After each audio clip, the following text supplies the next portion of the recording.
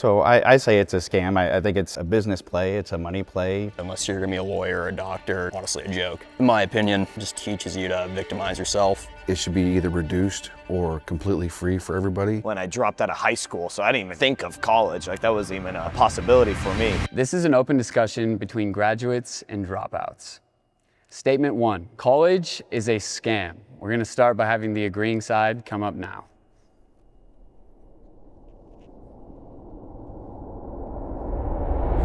Okay, college is a scam. I see some graduates and dropouts up here. All right, so does anybody want to start this? Yeah, I'll start. All right.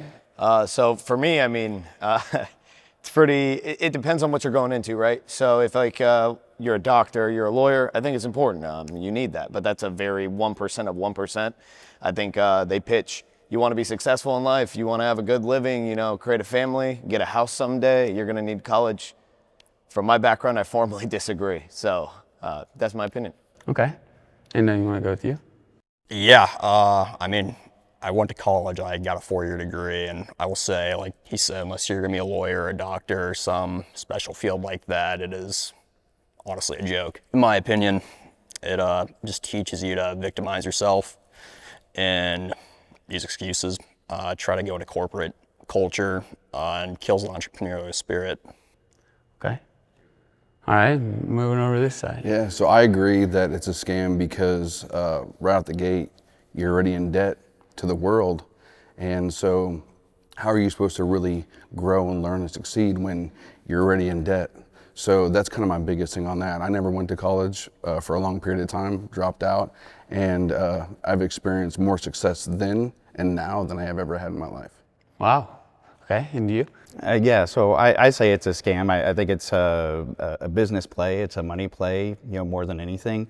I think the fact that anybody at age 18 is guaranteed a loan to get a degree in literally anything, because that is basically the only loan type that you cannot escape no matter what you do. An 18-year-old that's already doing a lawn business wants to expand his business and get a $10,000 business loan. There's no way in the world that that kid could do it, but he'd get himself in debt for $100,000 to, you know, go do Egypt studies or something like that. You know, I know it's hyperbolic, but you know, still the point being that it's all the money situation to most of these universities. Yeah. Okay. Well, I think now we'll bring up the disagreeers and see what they got to say. All right. So is there anybody just ready to go? Want to start this off for the disagreeing side? I'm ready. All right. So I come from a family where both my parents and my older sister are attorneys. In order to become an attorney, in order to even take the bar exam, you have to go through your undergraduate degree and then go through law school. They are in very successful careers. I was blessed enough to have my college paid for by my parents because they put themselves in a position where they could afford that, you know, invest in their career. I do financial planning now. I think the best investment you can make in your 20s is in yourself, and that's through education. And a lot of careers right now require some sort of degree to even get your foot in the door. For my schooling, they encouraged you to go out for all the scholarships and everything else. And a lot of the kids I was in class with got every scholarship they applied for. And they got a lot of money, but that's just the line of work we were in. Construction engineering is my background. Sure, you have to go into the field of work you want to do, but it also teaches you the social skills, like to get out there, go communicate with your class members, get out into the society, into the school, and learn your social skills that way. Not just reading the books, taking the exams, everything else, but building yourself out while you're younger in your 18, 19, 20-year-old life. So I think college is transactional. I think if you do your research, but if college is that one opportunity for you to do what you want to do occupationally, that's kind of your limited option. So as long as you do the research going into things and you choose the right university for you with the right support system, you know, that's the dotted line you sign, right? And I was lucky enough to have scholarships pay for my entire education, to pay for my entire study abroad opportunity and things like that. So I come from a very specific and rather small group that can say that. But without those opportunities, I wouldn't have a college degree and it wouldn't have ever been an option. So I really do say that with the awareness of it's only, that was only the opportunity I had because of very special circumstances. Okay. And would Would you like to, Brent? Yeah, so when it comes to college, I think of education, not necessarily the money behind it. So I think that it's not a scam in the sense that a lot of people don't have the opportunity to have that education. And if they can, and if it's something that they are passionate about, then they should definitely go into it. But I also agree that, I mean, not every country has where they're in so much debt because of like their education. And so I think that, to me, I don't tie college with the debt or college with like the scam that this country definitely kind of has people weighed down on with that. Someone said something about the cookie cutter, like if you do all these things right, then you'll live the American dream, and that's not always the case. You can do everything right and you're still not able to even support yourself on the day-to-day. So I think I'm pretty neutral on that side.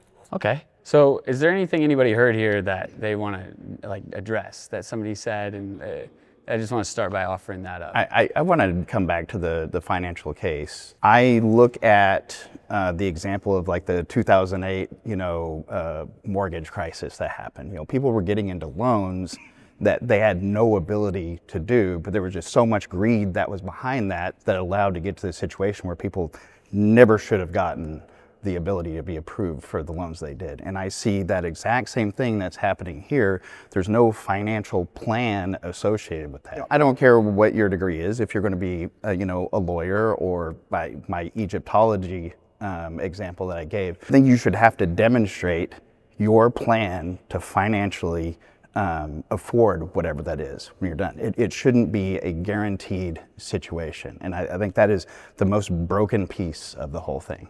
So you're saying, I just want to pick up on what you're saying. You're essentially saying like every other form of loan, you need a plan as to how you're going to be able to pay that off, even to prove to the bank, right? Yeah. But college is the one that doesn't require. It's more on nuance of like, you're going to get the job. And It's not really underwritten. Yeah, I mean, all it is, hey, we're going to look at your parents' income and the fact that you want a degree, and just sign. I don't know if I've ever heard a student loan just getting turned down straight up with no ability to get funding, and that just shouldn't happen.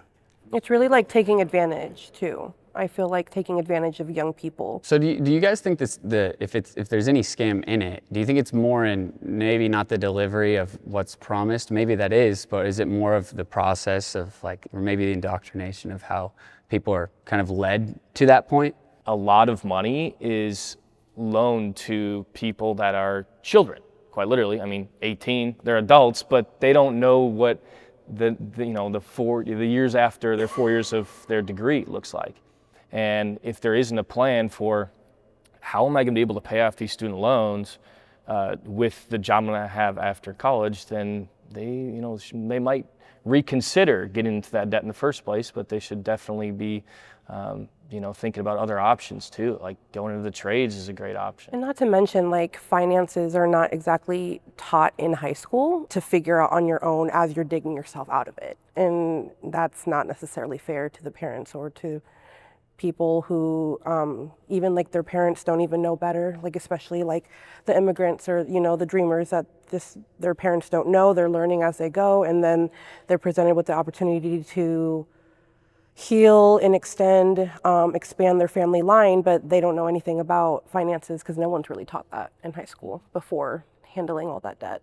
It really is a predatory system, is what it comes down to. And I think that if there was a skill that you got out of it, if you were getting, you sign up for this loan, here's how you handle finances throughout college or after you graduate and things like that, then maybe there's that added value to, there's financial intelligence that comes with it. But unfortunately, that's not something that's supplemented with signing that document or signing up for that amount of money. And that's where a lot of people find themselves in a trap when they do graduate, is they don't know exactly what they signed when they were 18, 19 years old. And it's awful. That's an awful repercussion to have to, find the other end of at that age. I do want to add on to this, but at my university, for me to even, I got the loan, everything else, but for the school to accept my loan, I had to go sit down for 3 or 4 days with the financial advisors, and they would go through a plan with me of how much money I would take out every year, how much money I'd make starting off right out of college.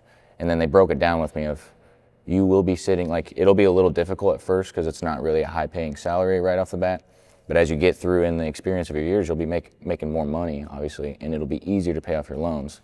And once we went through that whole class, they signed a document, school accepted my loan. You can tell your school really cared about its people. We Yeah. need more schools like that. For sure. Seriously. Yeah, that's uncommon. Yeah, it's not very common at all. I'd be more successful if I made a different choice. I'll have the agreeing side come up now.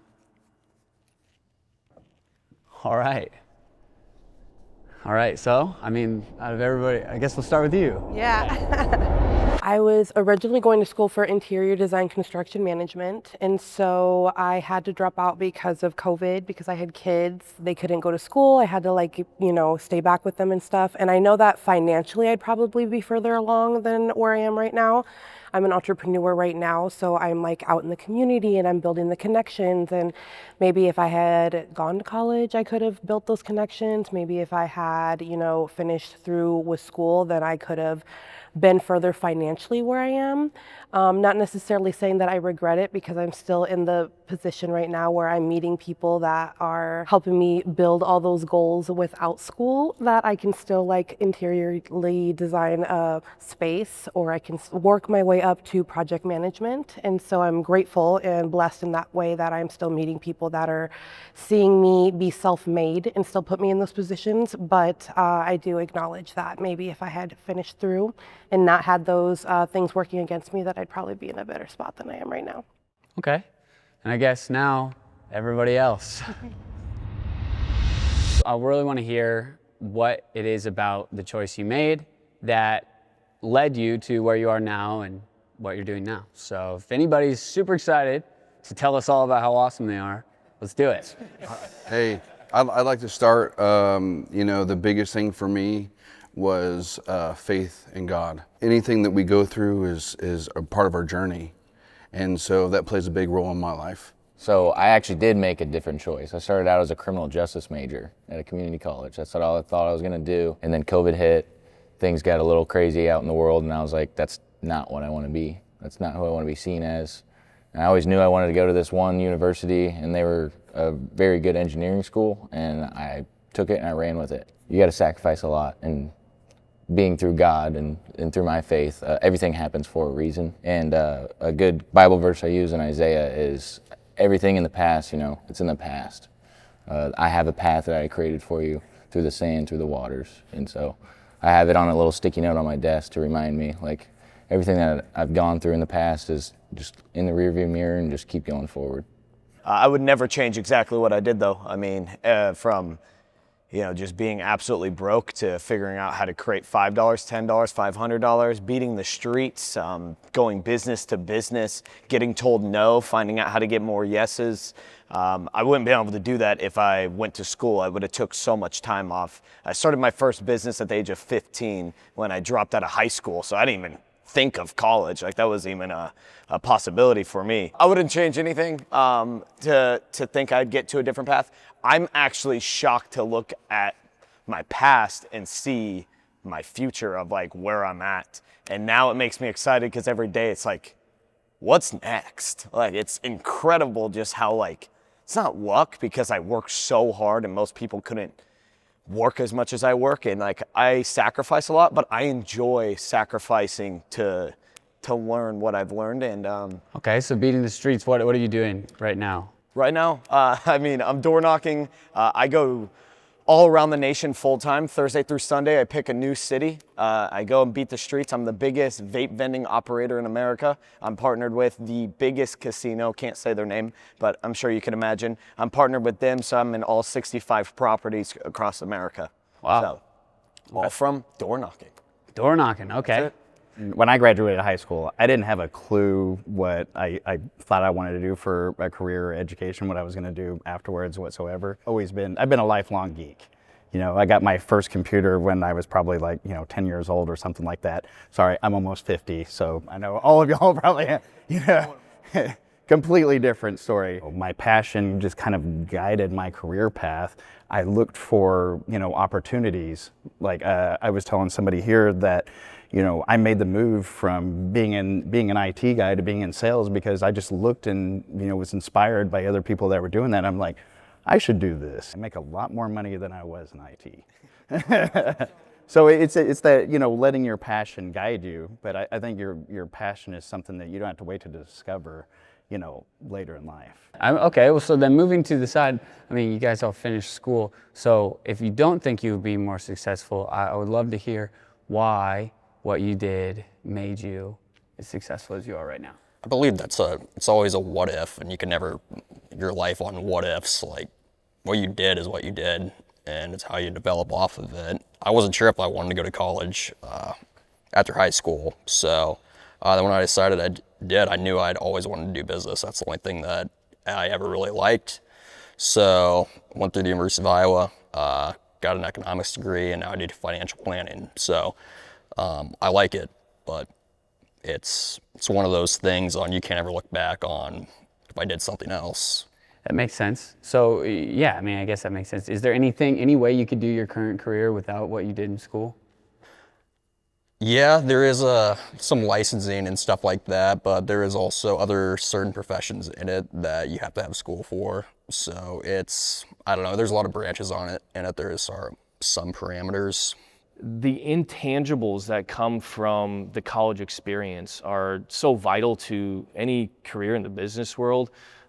Networking is the biggest ticket. People say that your network is your net worth, right? And especially in a profession where you are prospecting to prospective clients, you have to have a community of some sort. I'm from Minnesota. I came down to Omaha. I didn't know a single soul. If I started my career at 18 and didn't know anyone, it would take a lot more time to develop that network. And just developing the professionalism and the etiquette to you create that network, and then building up the confidence and the public speaking skills to be able to expand my network and grow my business was part of the intangible aspect of the value of that bachelor's degree that I got. Another thing to go with that is, like, the degree is not the only thing that you can use. There's a lot of other things in college that you can build off of and use to your advantage, and networking, I would say, is very vital to success in college. Okay, and how about you? Kind of going off of the experiential stuff, is there are so many things that happen in college that not only prepared me for the real world or for the first big girl job out of college and things like that, but also just kind of showed me like what I wanted to do for the rest of my life. And I was kind of the opposite on I don't know what I want to do when I was in high school. I knew exactly what I wanted to do. I don't do it now. I really wanted to be a music therapist. I was a junior in high school, and I decided that's what I'm going to be. That's what I'm going to do.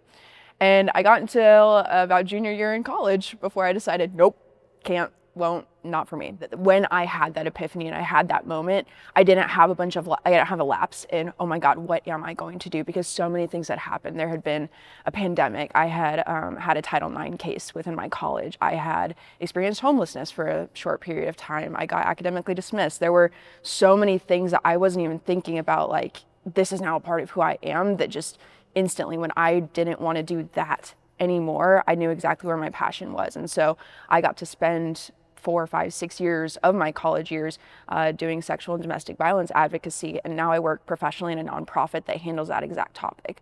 So there wasn't any moment where I was like, I don't know what I'm going to do next, because it was like, what's meant for me won't miss me. It was just exactly where I was supposed to be and how it was supposed to happen. And granted, it was the worst 5 years of my life.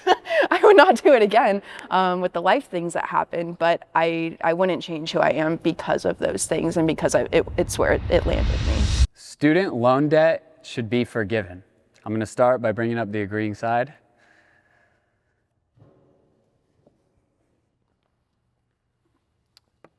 All right. So either you guys super passionate and want to start? Ladies first.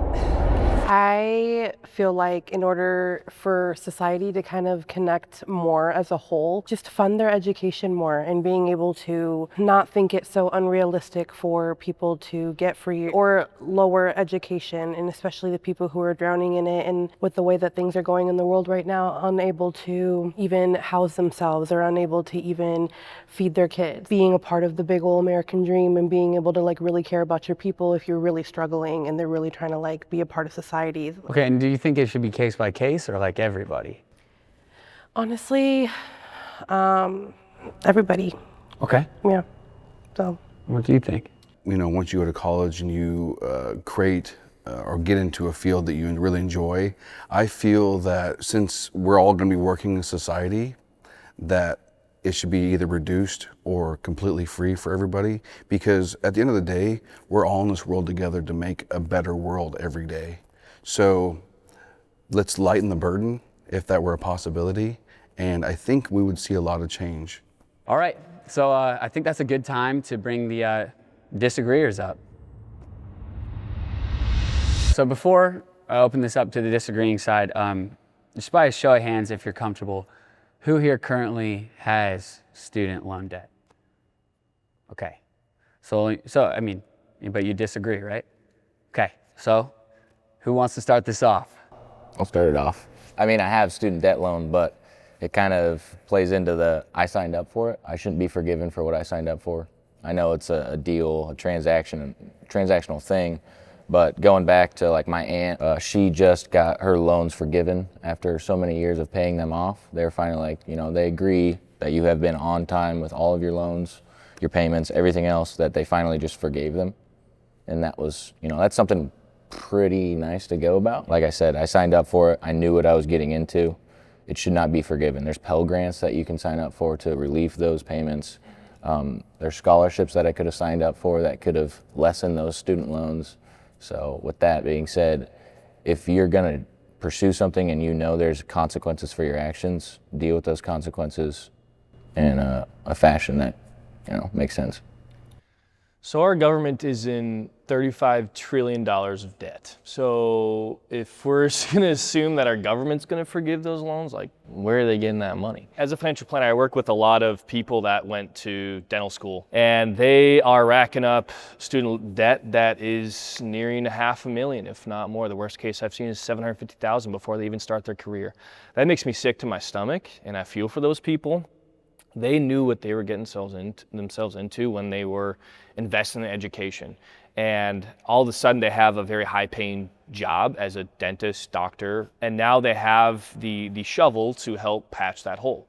But it's gonna take time. If all these people that are racking up hundreds of thousands of dollars in student loans are just forgiven and they're starting from a clean slate, and they have that, you know, easily six-figure income, you know, what does that say to the people that didn't make that investment in their education and worked hard to get to that point? I think, you know, people should have consequences for their actions, not necessarily negative consequences, but like, you know, that, you know, if you don't have the money to fund a degree, you're gonna have to pay for that with your career you go into. I couldn't agree more. It's a trade-off. If you're gonna go into debt for a very high profession, that's what it's gonna be. The biggest word I could say is accountability with it. It's on yourself. If there's no implications, you have to fail in life, learn from mistakes.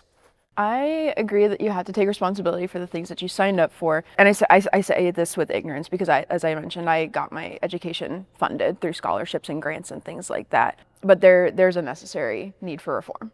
It is not up for debate. I think a lot of people have the same thoughts around that there are people who took out $50,000 in a loan that are paying off $75,000 due to interest in the, you know, the APR and all the things that have. So when it comes to the perfect answer for that, I don't have it. I'll be completely honest, but I think just getting that out and like stating that there is a need for conversation about what can we do better and why is student loans so unproportional to what they used to be, and how do we educate people better on the loans that they are taking out? How do we kind of make that system a reality rather than just having people sign for a loan that they don't fully understand the consequences of? Right.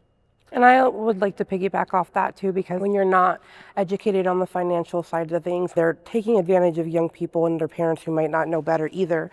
Then, you know, it's all seems a little rigged from the start. And like accountability, like sure, like obviously that's a thing, but like where's the accountability for the people who are taking advantage from the get-go? And where's the accountability for the fact that the system's rigged to begin with? I get that you can't get something without giving something. You can't, you have to have a certain amount of sacrifice, but there's just deeper rooted things that I won't touch on that, you know, it's not just so cut and dry on that. The rigged comment, you know, obviously I agree to parts of that. There've been a lot of what I've said about the financial pieces.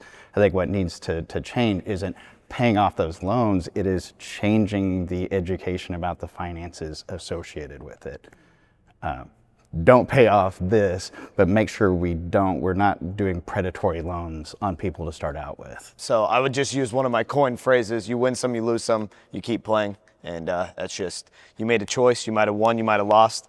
Can't go back on that choice, you got to keep playing. So I just feel like you shouldn't be able to back up and be like, oh, hey, I don't want to pay that. You know, it's like getting a house and then being like, oh yeah, by the way, I don't want to pay that, but you just signed your life away. So this just doesn't, the world doesn't work like that. I know I explained earlier that my school made me go through this step process, but the private loan company I went through, they also made me take a quiz before every loan I took out.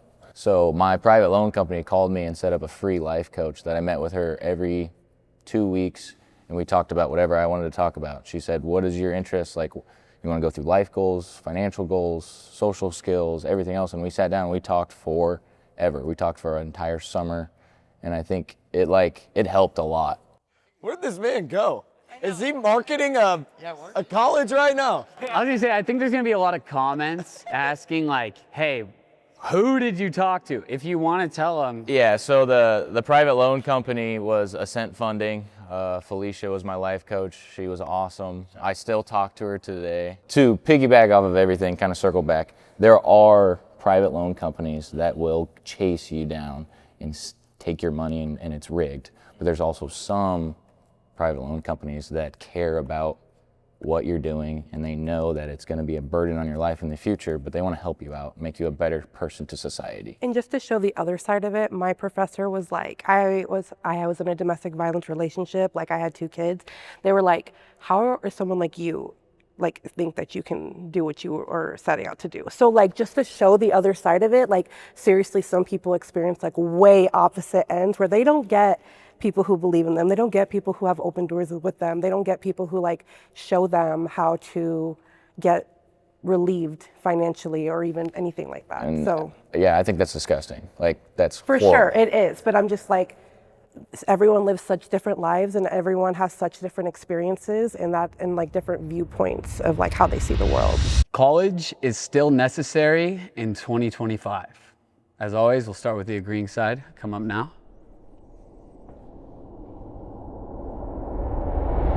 Is anybody on fire for this one? They just really want to get it out there. I am, yeah. As far as a lot of professions that don't require a degree, is it necessary, now? Still, no. But for the professions that we need to subsist as a society, doctors, dentists, lawyers, accountants, there are a lot of professions that require the level of education that college delivers. I think opening my doors a little faster, like opening up to general contractors, getting my name out there a little faster, having that degree. A lot of people say, having Iowa State engineering is really good to have. Kind of have an idea, I might want to start my own construction company. So being where I'm at now with the networking I'm building up, it could kind of open up some doors for a successful path down my future. So you're saying like it's necessary to get where you want to go most efficiently in the career that you're choosing. Okay, cool, all right. I think it's necessary because if that is your passion, if you want to go through business, if you know you're going to school, you're going to pay money and get a degree, yeah, that it is necessary. As an institution to exist, to give you those tools to get there even faster and for people to guide you. I mean, look, everything is out there on the internet or, a book somewhere. But if you're left to go find it on your own, you might never get to the conclusions, or it might take you years to get to the conclusions that, taking a class would have given you the opportunity to do. So I think absolutely in 2025, college needs to continue to exist and be supported for those reasons. Okay. I agree with that because everything is evolving constantly. So like doctors and stuff, like you don't want them to just go off of like old books, old, education. You want them to continue to learn like the more updated approaches and the ways that are groundbreaking and things of that nature. Like you want people to be able to have the most effective approach to handle things. And I think that comes with education. Do I think that you need to go to college in order to like necessarily be successful or anything like that. No, but I think that for the people, because there's such a broad range and everyone has their own unique strengths, if it is something that college could help them with, I definitely think that it should continue in 2025. Okay, let's bring in the disagreeers. AI runs the world right now. Let's be honest, it's growing so fast. ChatGPT, if you haven't heard about it, please check it out. It's pretty cool. Also, the platform that we're about to be on, YouTube, I mean, free education out there. That's what I taught myself everything off of. And yes, with doctors, lawyers, it's tough, but it could educate enough, and we're probably gonna get advanced enough with how much free information's out there that I could see that we're already at that stage where we don't need it. But some people need direct attention and they can't teach themselves things, and that's totally okay where that would make it necessary. So I'm on disagree because of where we're at with technology, advancement, and also freedom of information. And I mean, that's why we have this, right? Right now we're educating people for free. So, you know, with the amount of resources, like he was saying, that are available to us, for me specifically, I found my passion at a young age. So I was able to discover that and roll into that before I was even eligible to go to college. So like I'm talking about 9, 10 years old, right? So when I started developing that, I've went through and found all kinds of different things that make me who I am now. I'm kind of in the theory of you can skin a cat more than one way type of situation. So you can still find the end goal by several different routes. So I found the way that I do things, it's unique to me, and that's why I think that. I would say that the opportunity for college is absolutely necessary, just because there are some things that I would argue. I would prefer that doctors and teachers and lawyers have very formal and strict practices before they're ever let off the leash, to be frank. And I would also make the argument that AI can give you answers and can do those things, but to a fault, right? It only gives you the answers that it thinks are right until someone tells AI that it's wrong. But for the system of success, I don't think college is the end all be all by any means. I have parents who work for a 250 person company, someone who is an entrepreneur himself. I have a parent who works in a local business here in Omaha, and then a 1099 parent. So I mean, it really just depends on what your path looks like and kind of where you're fulfilled at the end of the day. But it doesn't mean that the college route is the end all be all for anybody just because it was what I needed to do for mine. You know, whether you finished school, dropped out at any level of education, I think it would be a fun thing to end the episode off with you guys just pointing the camera, giving a shout out to your favorite teacher you've ever had, if you remember that. Mr. Dubas, he was my art teacher back in middle school, and I just seen him yesterday on a protest. But thank you for everything you did for me, and I love who I am now. Mrs. McVeigh was my Algebra 2 teacher the second time around because I stopped caring about school at some point. I did my final exam and I went to go see her 2 days after, class had let out to see how I did, and she tells me, she's like, well, I love everything you did. You got super passionate, but unfortunately on your test you were 2 points shy of getting a passing grade, and my heart sunk. But she's like, but I saw everything you did, and so I gave those to you. So to Mrs. McVeigh, thank you. Shout out to Mr. Drake, the government teacher at Lewis Central High School. He was the best. Shout out to Mr. Blake. He still reaches out to me every year wishing me a happy birthday. And he's retired, but that just speaks volumes to his character and his care for his students and where they're at right now. Shout out 3 professors at Iowa State, Brad Perkins, Dr. Jennifer Shane, and Renee Fleming. They put up with a lot of my, be professional about this. I gave them a hard time from time to time. I was a teacher's assistant for a couple of them, and they really helped me out in this industry and made me a good person to society and understand what I'm going to do with my job. So thanks, Brad, Renee, and Dr. Shane. To Professor Mary Carter from the University of Nebraska-Lincoln. She was my English teacher spring semester of my freshman year when I was going through my Title IX case, and she gave me extensions. She gave me a lot of grace. She taught me how to be gentle with myself while I was navigating crisis.